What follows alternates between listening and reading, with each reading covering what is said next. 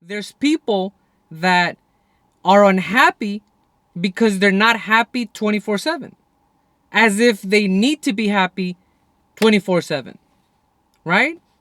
See, this attachment to high self-esteem or low self-esteem, they're both perversions of the mind. Wanting to have a high self-esteem or a low self-esteem are both perversions of the mind, right? Why are they perversions of the mind? Self-esteem is not permanent. Let me say that again. Self-esteem is not permanent. Having a high self-esteem or a low self-esteem is not permanent. Why?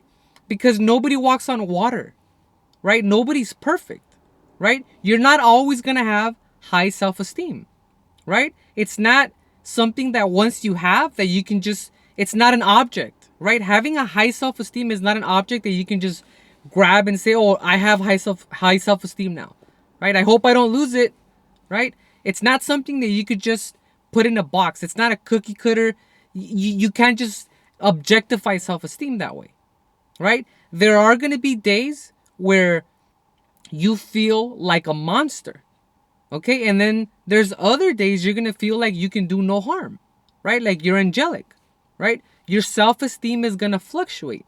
It's this attachment that people have where I only want the high self-esteem or I can only have the low self-esteem, right? Both are perversions of the mind, okay?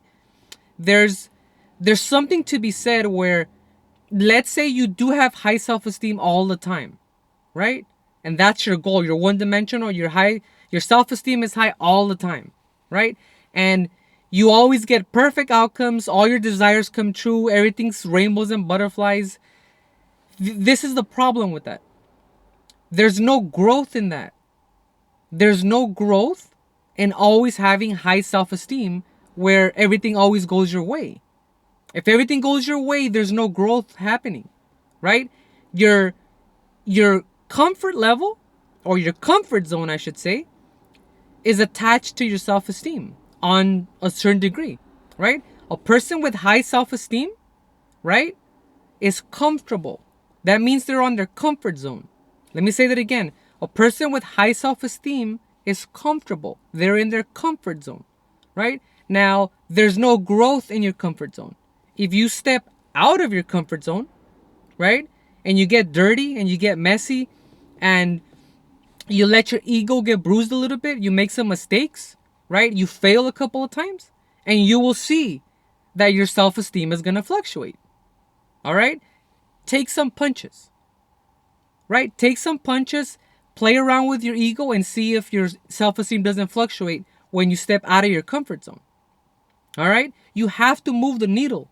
You have to move the needle in the right direction in order for you to grow. But if you're always on high self-esteem mode, right, and you're always on your comfort level, that doesn't happen.